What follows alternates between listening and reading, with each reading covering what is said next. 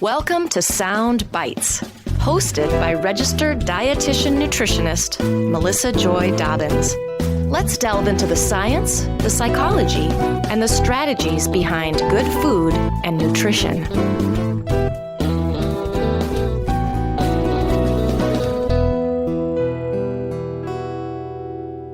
Hello and welcome to the Sound Bites podcast.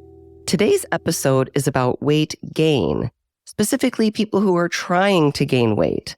And it's a topic that doesn't get as much airtime as weight loss or when we're gaining weight and we're talking about that. So I'm really excited to have Nancy Clark join us again. She was on the show about a year ago talking about exercise, food, and weight, one of my most popular episodes. But you may be familiar with Nancy. She's a certified specialist in sports dietetics and the author of the best-selling book, Nancy Clark's Sports Nutrition Guidebook. Welcome to the show, Nancy. Thank you, Melissa, for inviting me back. Oh, it's always an honor talking with you. I'm very excited to get a glimpse into something that, like I said, it doesn't get talked about as much. Certainly, we know there are people who struggle to gain weight, and we're going to talk about those different groups or populations and help anybody listening, whether it's themselves or a family or friend or a healthcare professional, to help these people gain weight in a healthy way. Like I said, you were on the show about a year ago. It's a very popular episode. That was a more common topic. We're talking about how does exercise impact our weight? How does our eating habits impact our weight? And how do we do that in a way that promotes a healthy weight?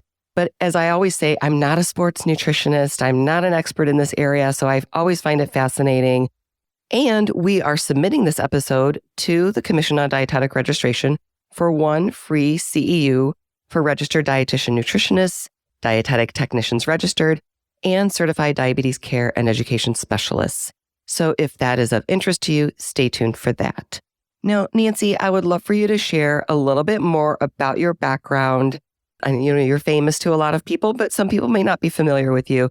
And I just always love getting to know my guests a little bit and sharing that with my listeners so that we can kind of appreciate what you're bringing to the table in our conversation today. I've been doing sports nutrition for about 40 years now. So I'm one of the pioneers in the area. And when I first started, people had very little knowledge about sports nutrition. Like, what do? You must cook spaghetti or something like that. But through the years, I have been working with a whole variety of different people, from ordinary mortals to Olympians, to a lot of high school and college athletes, to moms that are trying to feed their teenage athletes, to fitness exercise. So there's a whole broad spectrum of people that are interested in what do I eat to have more energy, and very often it's tied up with how to manage weight. And today's show, we'll be talking about how to gain weight healthfully. I have a private practice in the Boston area where I work a lot with people one-on-one. I also give a lot of workshops to coaches and to dietitians, health professionals, just trying to resolve some of the myths surrounding food, exercise, sports, and how to have the most energy that you can and how to reach your athletic goals. Right. Absolutely. As you were talking, I was thinking about that performance. That's a big part of fueling your body for performance. I'm just curious too, as you were talking, I got to thinking, over the span of your career, it seems to me like fitness and exercise has become more in vogue. And so I was just curious if you could reflect on that a little bit, if you've seen just a lot more variety, more people getting active, different types of activity, different aspects that have impacted your practice. For certain, there's a heightened awareness of the importance of exercise on health. Unfortunately, my practice really focuses on the people who come to me, and they are just very much the frustrated people with I'm doing all this exercise. Why aren't I losing weight? Mm-hmm. And that's a big part of sports nutrition. I'm not going to be focusing on that so much today, but there's such a tight connection between exercise and weight that I'm actually working hard to just disconnect, because the E in exercise should stand for enjoyment. And for too many people, the E in exercise stands for excruciating, or, oh, I'm fat, I got to go to the gym and burn off calories. And we have to separate exercise and put it into the enjoyment category, because then it's sustainable for the rest of your life. Absolutely. So interesting that you say that. And of course, it's so true. I've seen this for myself. I remember exercising for weight management, and then that transitioned into exercising for stress management. And now I'm in that realm where I do it for fun. And of course, I get those other benefits. But what motivates me and keeps it top priority for me is that I enjoy it. I love it. The ballet, the karate, all of that. So I'm glad you mentioned that because that is so important. And actually, I did a recent episode on fitness and what motivates us, whether it's shame or something called enoughness. So I'll link to that in the show notes if anybody wants to check that out, because it kind of gets into the psychology of fitness and how the goal should be to find something that we enjoy, and that enjoyment can lead to health versus trying to be healthy and that leading to happiness. So I just wanted to mention that too. So as we're transitioning to the focus of our topic today, maybe a good place to start would be sharing some perspective or misperceptions about weight gain. Again, since we talk about weight loss, weight management, or unwanted weight gain, give us some perspective on this. I'm assuming it's a smaller population of people who need to gain weight, want to gain weight, or trying to gain weight in a healthy way. Who are these people? How common is it? And just maybe an overview of the different populations who struggle with this. Yeah, I see weight gain primarily among high school kids whose coaches are saying, hey, if you gain like 20 pounds of muscle over the summer, you'll be a better football player or a better athlete. So a lot of the weight gain focus is among high school boys. And unfortunately, they are getting the media attention, the social media pressure that they're supposed to look hulky and muscular. They're just like 15-year-olds who don't have the, testosterone to bulk up yet. So weight gain among the high school population for certain. And then there are people that are really fidgety and they're just, tall, skinny green beans. And they've always seen themselves as just being scrawny. The issue is more the body image than the body itself. There are elderly people who have lost weight through maybe they got ill. And when people are older and get ill, oftentimes they lose weight, but they don't bounce back and regain it the same way that younger people do. Like, when your kids get sick, they might lose some weight, but boom, they gain it back. But when people get older, they don't tend to respond in the same way. So I happen to live in an area where there are a lot of older, retired people, or I have friends with older parents that, my mom's wasting away to nothing. This often happens with cancer patients. So there are specific populations of people who struggle to gain weight, and they are frustrated just the same extent that the people want to lose weight. So many of the people that want to lose weight is like, boy, I wish I had that problem. But the people that are hard gainers feel the same frustration. Absolutely. Hard gainers. That's the technical term? Sure. Okay. Those hard gainers. I like that. You mentioned the elderly losing weight. When they lose weight, they lose muscle mass. And that contributes to coordination and overall health. As a clinical dietitian, we look at status of their albumin and their muscle wasting. The sarcopenia is bad for overall health, not just, how you look or how you feel. And, that's not going to be the focus of our conversation today. But you mentioned like 15-year-old boys who don't have the testosterone to bulk up. I mean, hormones play a big role in this, and growth hormones, as younger people are growing and developing, they've got all these great body processes like hormones that are doing what they're supposed to do. But as we age, I know that changes a lot. That's something that we talked about with Dr. Lehman in a previous episode about aging and muscle maintenance. But again, just want to make a distinction that different populations have different needs and different physiology going on there. But because the bulk of what you're seeing are like young high school boys, maybe girls as well, in athletes, in sports, and you mentioned the social media aspect, we're really going to be focusing the bulk of our conversation on that. But as things come up as we talk, if you want to make a distinction, like, by the way, this works great for these other populations that struggle with the weight gain as well. So given this broad range of people with different needs, but our focus on maybe this bigger group that's more common, what are you hearing from patients or just the general public that they're most confused about or curious about when it comes to trying to gain weight? Well, let's just start with a case study of a client who came to me. And again, a high school kid whose coach is just sort of saying, well, if you bulk up and gain some muscle, you'll be a better athlete. And the first thing that high school kids turn to is protein. And they think that if they eat a really high protein diet, that the protein will turn into muscle overnight. So if you have a big steak for dinner, it turns into bicep by breakfast.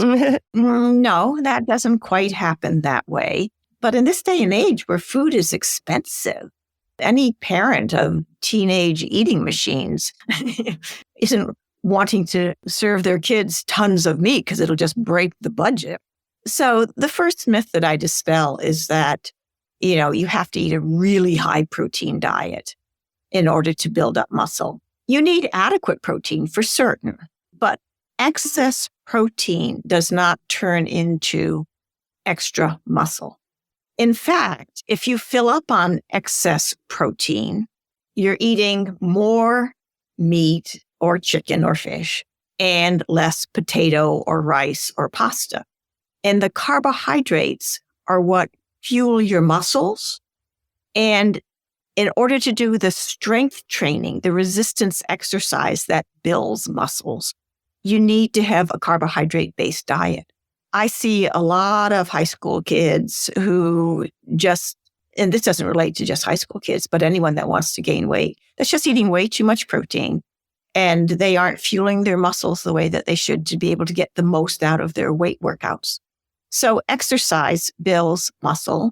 Resistance exercise is the best. Working with a trainer is helpful. But in order to have the energy to do a really good weight workout, that's where you need to still be eating oatmeal for breakfast, bread, sandwiches for lunch, having, potato or rice or noodles for dinner. So that carbohydrates get stored in the muscles as glycogen. And if you do a heavy weight workout, you deplete that glycogen. And in order to replace it, you need to have grains, fruits, vegetables. So when people fill up on extra chicken, actually, they should be filling up on extra rice. So I start by figuring out how much protein does this body actually need? Protein needs are based on body weight.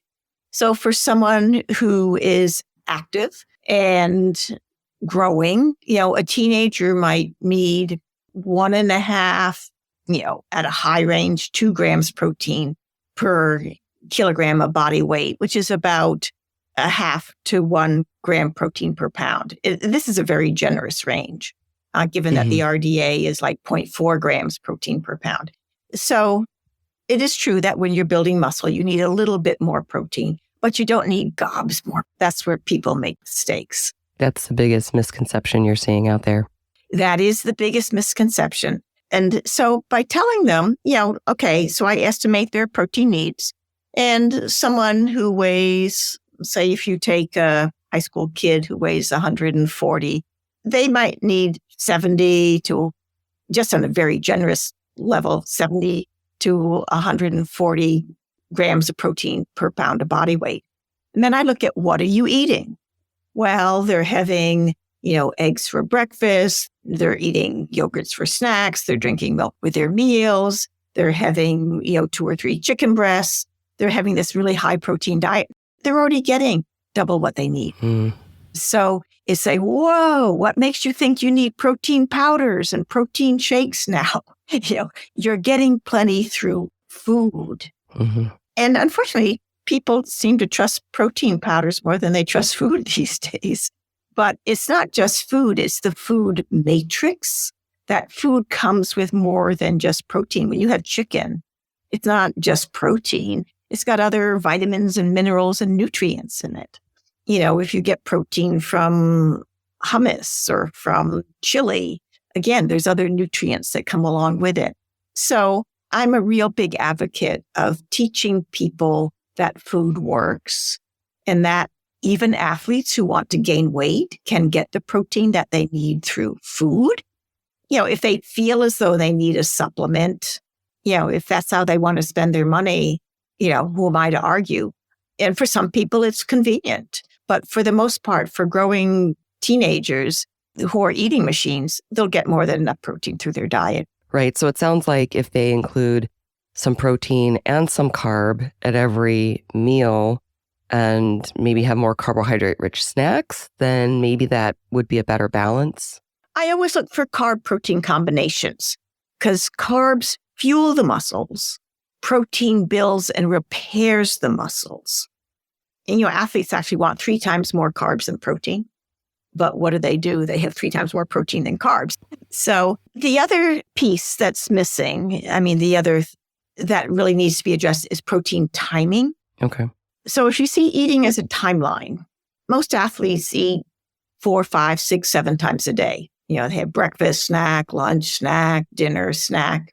And if they have some protein at each of those eating occasions, they will have a steady stream of amino acids that are in their blood and that are readily available to be used for building muscle.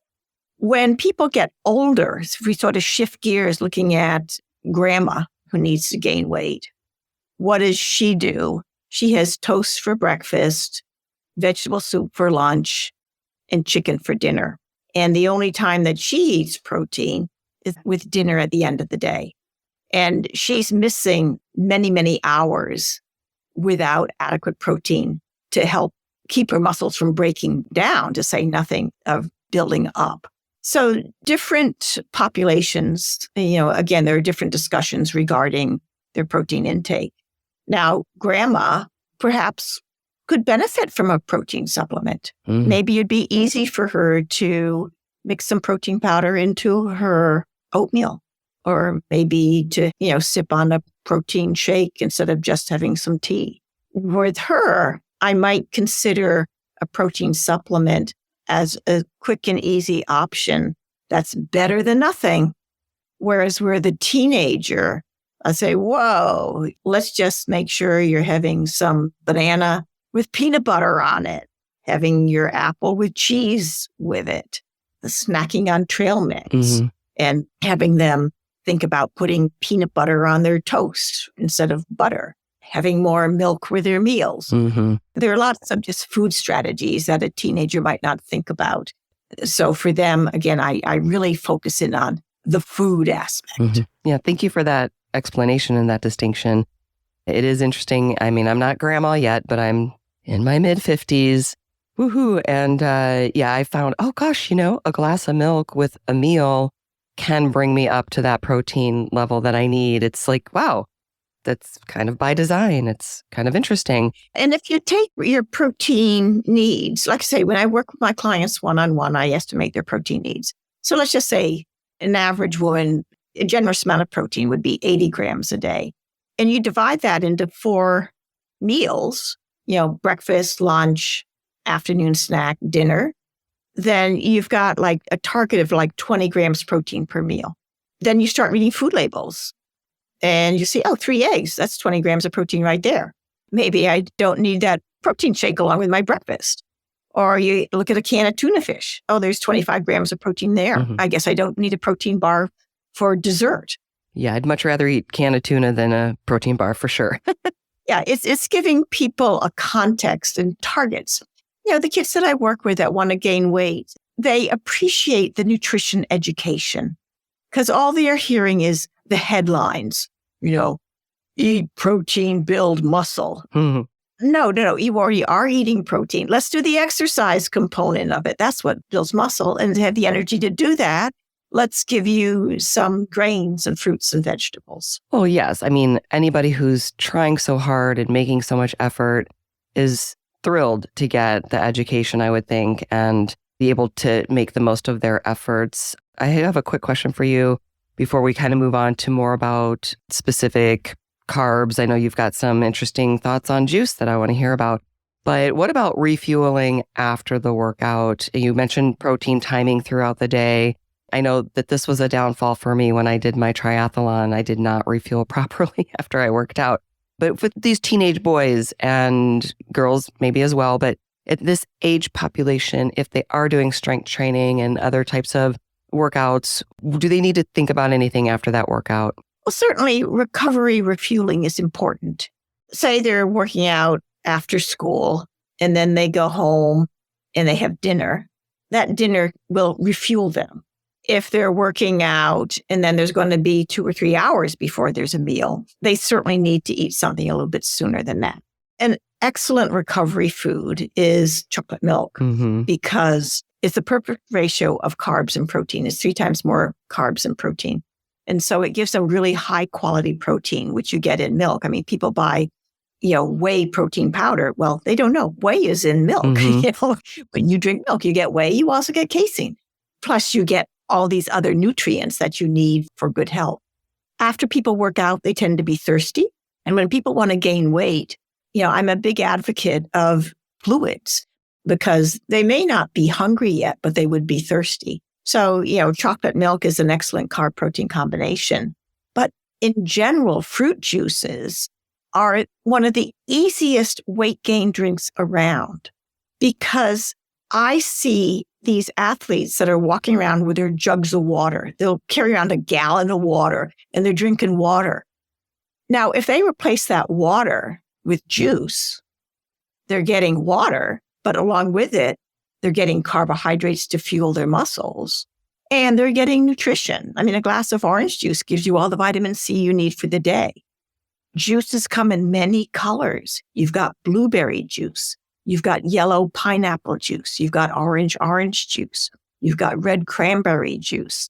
I mean, there are all these different colors and each color, represents different phytonutrients that knock down inflammation, that are health protective. So despite the reaction of juice, it's filled with sugar, isn't it bad for you? It's like, no, as an athlete, that sugar fuels your muscles.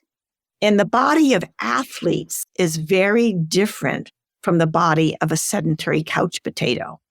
So do I recommend that inactive, unfit people drink like quarts of juice? Of course not, because their bodies just don't take up sugar the same way that the body of a healthy person does. Whereas the body of an athlete, their muscles are little Pac-Man saying like, where's the sugar to refuel these depleted muscle glycogen stores? So I had one soccer player who over the summer, instead of carrying around his half gallon of water, he carried around a bottle of cranapple juice. And he said that he gained 13 pounds over the summer, 13 pounds of good weight. And it was simple because instead of swigging water, he swigged calories. And those calories fueled his muscles. And so he was able to do heavier lifting. It was a no-brainer, but nobody thinks about juice as the perfect weight gain drink. No, they don't. In fact, when we had our little chat before this interview, that was a big aha for me because we do hear that excessive intake of juice is not good for people, but it makes perfect sense the way you explain that, juice fuels an athlete different than a non-athlete. Yeah. And I'm wondering too, do you recommend that juice be watered down a little bit or just straight juice, or does it depend on the person? It's interesting. If they want to take juice during exercise, I would recommend that they water it down. There's an interesting study that David Neiman has done looking at the health benefits of actually drinking juice during extended exercise. He did a study comparing water versus sugar water, which is like a sports drink, versus, I don't know what kind of juice he used, but fruit juice that had been diluted down. And if you exercise on empty, inflammatory markers spike. If you have a sports drink, the sugar in that sports drink knocks down some of those inflammatory markers. But if you have a fruit juice that has these phytonutrients that fight inflammation, it knocks down the inflammatory markers even more. Wow. So I'd like to think that in the future, athletes will have that chance to fuel wiser with natural fruit juices during exercise. And you would probably want to dilute them down depending on the sport just to enhance their rate of absorption. Okay, now you brought up a couple things that are bringing more questions to mind. First of all, I mean, it's great that kids these days are carrying around water. And, I refill my son's water bottle every day before he goes to school, just as a nice, gesture for him. But when I was growing up doing ballet, we'd have 2-hour-long ballet classes at the top of a building in the heat of the summer with no air conditioning. And maybe we would go get a drink from the water fountain once, maybe. So things have changed a lot, and we're all about hydration, which is great. But hydration, for most people, the bulk of it should be water. But again, that's not the population we're talking about. But you mentioned sports drinks, and it sounds like from what you're saying, juice can be a replacement for sports drinks and a better replacement in many, many ways. Obviously, it's going to have potassium, but not the sodium. And this next question is, I just came off of a mission trip in the Dominican Republic with my son, where we were trying to reduce the use of single-use plastic. So we're trying not to do the Gatorade, trying to do like your homemade Gatorade. Long story short, I think we didn't have the right kinds of packets. There's a lot of different things out there that you can use to hydrate. Some are loaded with B vitamins or C vitamins, or I guess there's only one vitamin C, but there's a lot of different B vitamins. And it's not necessarily, replacing sodium and potassium. But if you could just, beyond the juice versus sports drink, if you could just speak briefly about sports drinks, or if people do need something like a Gatorade and they want to make their own, I don't know, is that sacrilegious? But it's something that I've thought about for my own son. Yes, Melissa, it is easy to make your own sports drink and very budget friendly as well. So to make the equivalent of a Gatorade with the similar nutritional profile, you take 1/4 cup of sugar and dissolve it in 1/4 cup of hot water, because sugar doesn't dissolve in cold water. 1/4 cup of orange juice, 1/4 teaspoon of salt, and fill it up to a quart.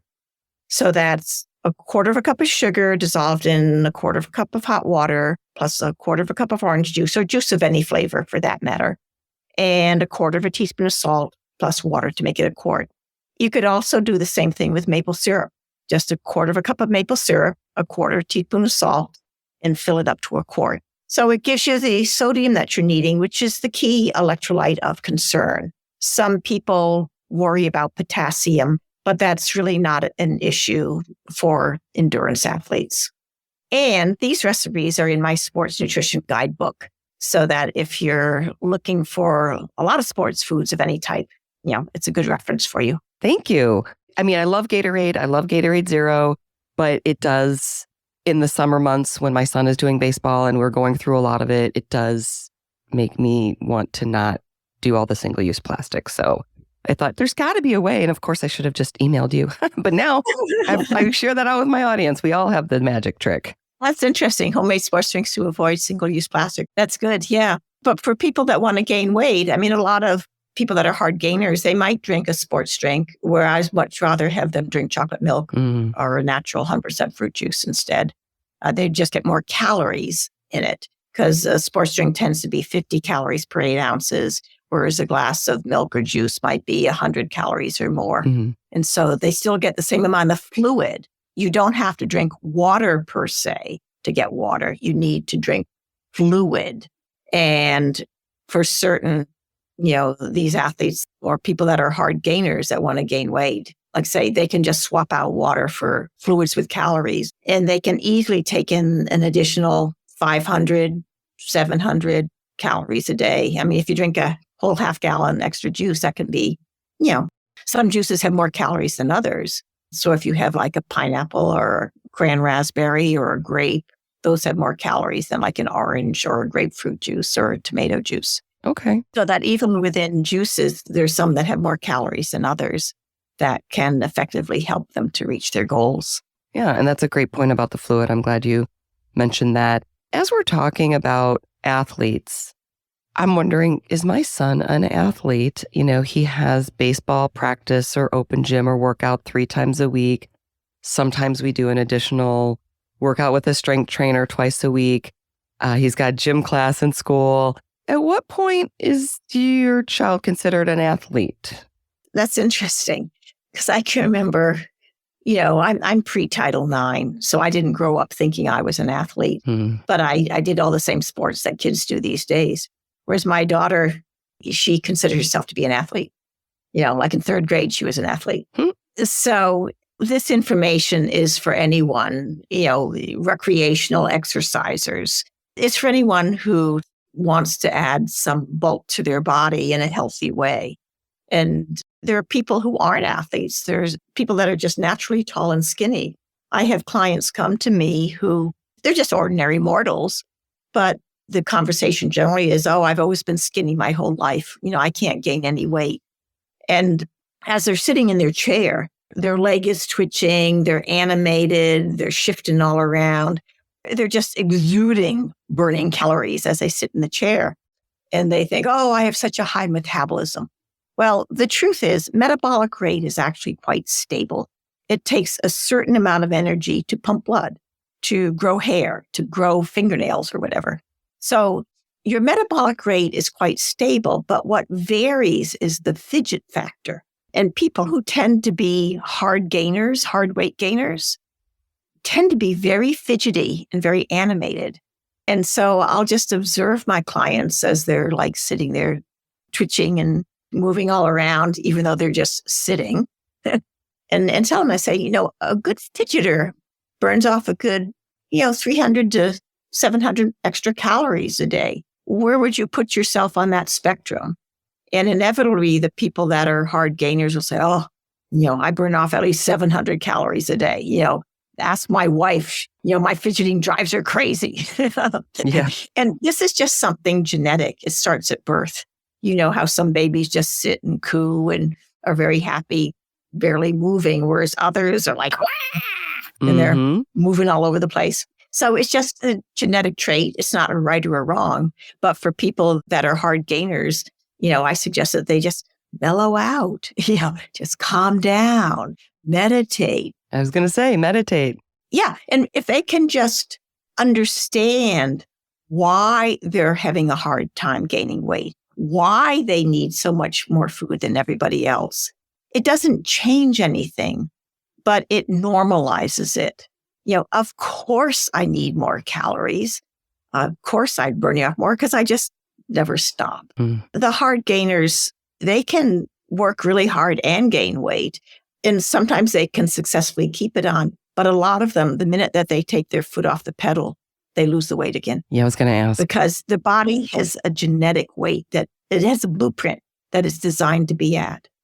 I was working with the Red Sox for a while, and there was a pitcher that was really tall and skinny. He'd always been tall and skinny. And, my job was to bulk him up. And so we worked on, a weight gain diet with extra juices and extra meals and having a sandwich before he goes to bed and, fruit smoothies that were filled with, bananas and all sorts of good stuff. So we worked on his weight gain program and he gained the weight, but then boom, off season, he lost it right away because it wasn't his natural weight. And talking with him afterwards, he said, I didn't feel good in that body. That bigger body was not my body. And here he was a major league ball player with a skinny body. He was doing something right because he'd made it to the major leagues. Performance-wise, it was working. Yeah. And so athletic performance isn't always based on weight. And that's another message that I give to the teenage boys that want to gain weight. The body they have when they're 14 is not the body they'll have when they're 15 or 16 or 17 or 18 or 19 or 20 or 21 or 22. They need to understand that their body is going to change. It's going to mature and fill out. And when you're in your teens, your job is to work on skills and improve your performance by training and working on the skills and not put so much focus in on building bigger muscles. That just won't happen unless you have the right hormones. And that will happen with time. But to work on the skills and the drills and that stuff is where they can improve their performance. And then with time, they'll acquire the body that is their dream body. And the strength. Yeah. But in the meanwhile, whenever I watch football, I notice the short, smaller players. It's like they made it to the pro level. even though they aren't like 300 pounds of muscle. Great point. We talked about carbohydrates and protein. Where does fat fit into all of this as the other macronutrient? People that want to gain weight focus a lot on protein. I try to get them to focus more on carbohydrate to fuel. And I hate the word carbohydrate because it is so tainted. It has such a negative connotation. Whereas in the sports world, carbs are like carbo loading. It's an important fuel. But when I talk with my clients, I try to talk about grains and fruits and vegetables just so that they can get beyond the carbs as evil common belief. I'm telling them to eat quality carbohydrates and not just, sugary carbs. Mm-hmm. But fat is an important part of a sports diet. And fat is calorie dense. It's energy dense. But yet, I just saw a very interesting abstract for a study that was done looking at how do you gain weight healthfully. And in this study, they wanted to see if nuts or peanut butter, like peanuts, peanut butter, if you eat 500 extra calories of peanut butter or nuts a day, does that contribute to more weight gain than 500 calories of carbohydrate foods? And what was interesting is that both the carbs and the high-fat peanut butter contributed the same amount of weight gain. There you go. Yeah. And so that was sort of surprising to me because you think, eat fat, get fat. But that is not true from this study. And peanut butter is just so compact that you can eat a lot. And if your goal is to take in an extra 500 calories a day, a quarter cup of peanut butter, you can easily eat that on a banana or on apple slices or on, I don't know if you'd put a quarter cup of peanut butter in a sandwich. That would be a pretty thick sandwich. But, you have 2 peanut butter and jelly sandwiches. Right. Yeah, it's a doable amount. It's easily doable. You have that with a glass of milk and boom, you've got your extra calories for the day. Yeah. Yeah. So I think that fat can be very helpful because it's concentrated calories. When we get back to grandma and feeding her, for certain to put more fat into her diet because she may not be eating large volumes of food. Right. You could put peanut butter in her oatmeal, or you could put extra cheese in the macaroni and cheese. You could put extra dressing on the salad, and that would be a way to boost calories in a smaller amount of food. Okay. And for athletes in general, does it matter? Heart healthy fat, any kind of fat? Is it that important for that population? Even athletes get heart disease. Many people think, I exercise a lot. I'm immune from getting a heart attack. It's like I can count on many fingers the number of marathon runners that I know who have dropped dead during a marathon or during a long run. So yes, even athletes get heart disease. So of course, I look for the healthier fats. And that's where nuts, peanut butter, olive oil are excellent. But that said, the research with dairy is showing that people that have high intake of cheese or full fat dairy, they aren't dropping dead of heart attacks more than anybody else is. I think we need to learn more about the dairy matrix. Again, all the food, and is the saturated fat in the dairy bad or is it okay? Mm-hmm. You might have a viewpoint on that, Melissa. Actually, I'm going to be interviewing somebody on the dairy matrix. Funny you should say that. And I'm definitely going to get into the saturated fat or the fat content of full fat dairy, I should say, because I've seen the reports as well. And even though I worked for dairy for 8 years, I don't know the answers to those questions. So I do think it's interesting, but we'll be talking about that. Yeah. So what I've seen is the unhealthy food is a lot of ultra processed baked goods, essentially. So I don't want my weight gainers to be filling up on, chips and tons of cookies and that sort of stuff. I want them to eat more, 85 to 90% quality calories, and then 10 to 15% banana bread or oatmeal raisin cookies or ice cream with nuts on top of it. There are ways to have fun foods when you're gaining weight for certain. Apple crisp, Fig Newtons. There's a lot of fun foods that also can provide calories, but they aren't the foundation of the diet. But once you've got the fundamental foods, then to add those in is a wonderful way to add in those extra 500 to 1,000 calories a day. Those are great examples because they also provide some nutrition too. So I love that. Those are great examples. That's the goal, to always sort of be thinking about nutrition, health, preventing injuries, performance. Mm-hmm. You mentioned the 85% quality calories, 15% fun foods. Again, great examples. I love those. Maybe this is a good segue into having a sort of recap. What are sort of the points that people need to think about, like how often they're eating, how much protein, exercise, liquids, things like that? Sure. So if you're the parent of we'll just use the example of a high school kid who wants to bulk up and wants to gain weight and is, pummeling you to buy protein powders, protein bars, protein shakes. What you want to remember is that the body can use just so much protein, but he really needs extra grains, fruits, vegetables, oatmeal, bagels, bananas, dried fruits, to provide the carbohydrates that fuel the heavy lifting. Weight training, lifting heavy weights, is what builds up muscles.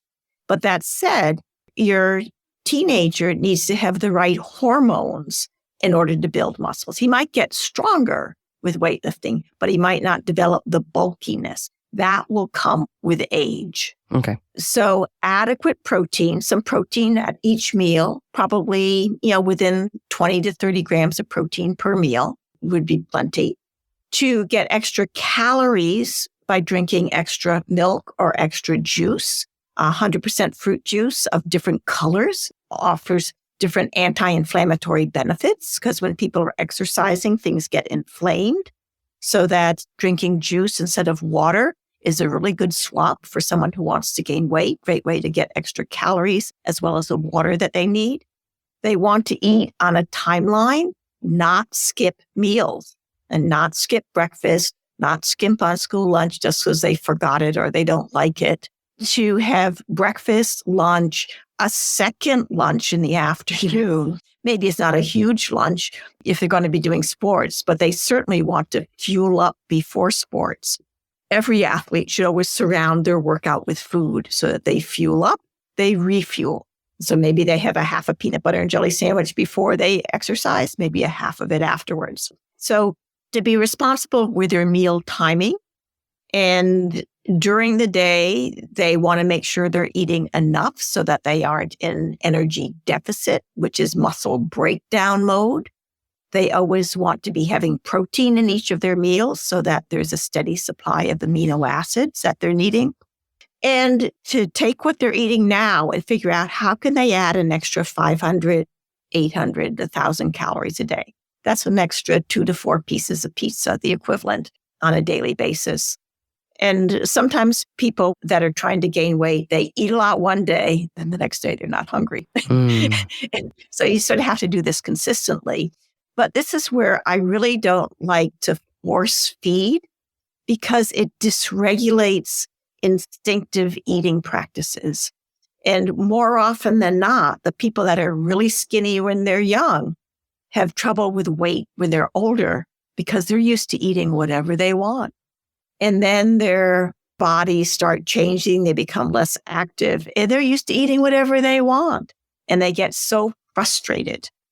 As one person who kind of waddled into my office said, "Would you believe I used to be the skinny high school kid? And now look at me." And, his body had probably added an extra 50, 80 pounds.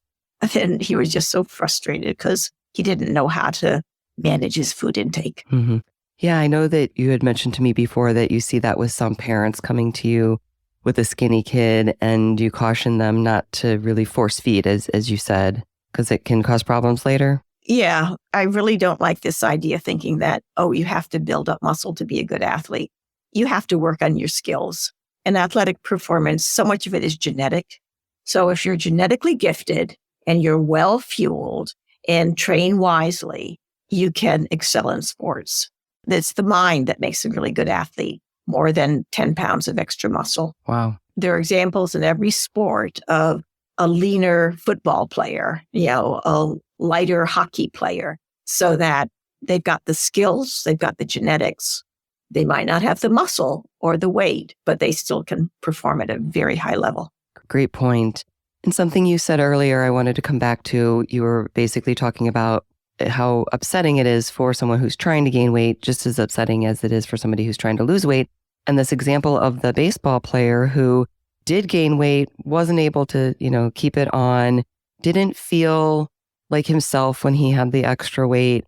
And I think it's so important explaining to these people why they're having trouble gaining weight, just like we're explaining to people why they're having trouble losing weight, and just honoring that genetic predisposition and that set point, if you want to call it that the body likes to be at. I think that's so important regardless of what size somebody is. Different sizes, different shapes. I'm sure you've heard the analogy, but I love this.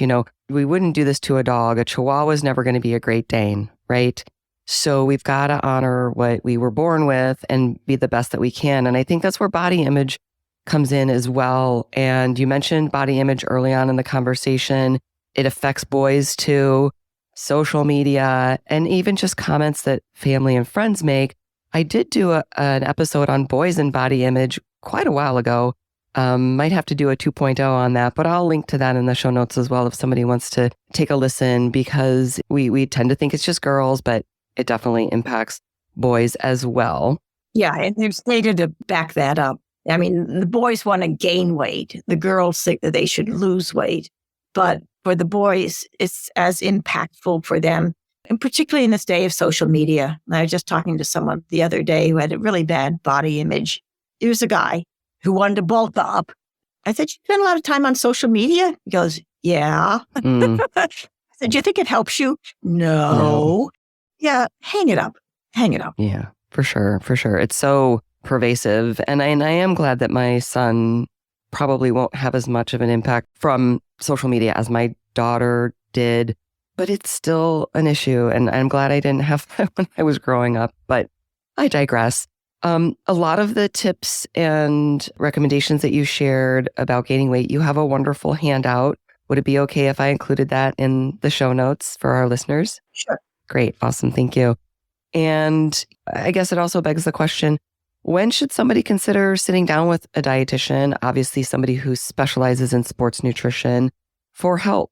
I think that every person who exercises or has a focus on trying to perform at their best should meet with a registered dietitian who specializes in sports nutrition. And this professional can really address all the myths and misconceptions and give them budgets. Like, how much am I supposed to eat? Oh, I'm supposed to have the equivalent of like 3 pieces of pizza for breakfast? That much food? Meanwhile, they're eating a granola bar. Or, oh, I can make my own sports drink. A lot of this information, I mean, if they aren't going to be sitting down one-on-one, I have a sports nutrition guidebook. It has a very strong chapter on how to gain weight healthfully. It has a strong chapter on body image. And it's just tell me what to do and I'll do it. And that's what's the pleasure of working with sports active people. They just tell me what to do and I'll do it. They're highly motivated. Yeah, they're highly motivated and they just want to be able to perform with high energy and feel good about themselves. Yeah. And I think it's so reassuring, the point that you've made several times during this conversation, that the performance does not necessarily match up with the body size. So that's the good news. You can still have performance, and like for people my son's age, 14 years old, like just work on those skills. That comes first, then more strength and more size after that. But, just working on your skills and knowing that you can fuel your body for performance and maybe let go of some of the perceptions of what size you should be. Precisely. Awesome. I got it. So I'm glad you brought up your book again. I will definitely have more information in the show notes, but people can also go to your website and also just find the book on Amazon. So tell us a little bit about where people can go. People can follow me on Twitter, which is nclarkrd. I managed to get banned from Facebook. Somebody hacked my account. my website, nancyclarkrd.com, NancyClarkrd.com, has a blog that people might find helpful information there. And if you just Google Nancy Clark, RD Sports Nutrition, you'll probably find a whole bunch of information of different articles that I've written or talks that I've given. And I am just so pleased that people are interested in fueling for performance these days. That was not always on everybody's agenda. Absolutely. Yeah, great book, great resources. Definitely just Google Nancy, you'll find it, but I also have the links in my show notes at soundbitesrd.com. Thank you so much for coming on the show again. It's always a pleasure to talk with you. I hope I get to see you in person at a conference soon. Well, that would be fun. Yes, that would be. All right. Thanks, Nancy. I appreciate your time and all the wonderful work you're doing. And for everybody listening, as always, enjoy your food with health in mind and fuel your body for performance. Till next time. For more information, visit soundbitesrd.com. Music by Dave Burke, produced by Jag in Detroit Podcasts.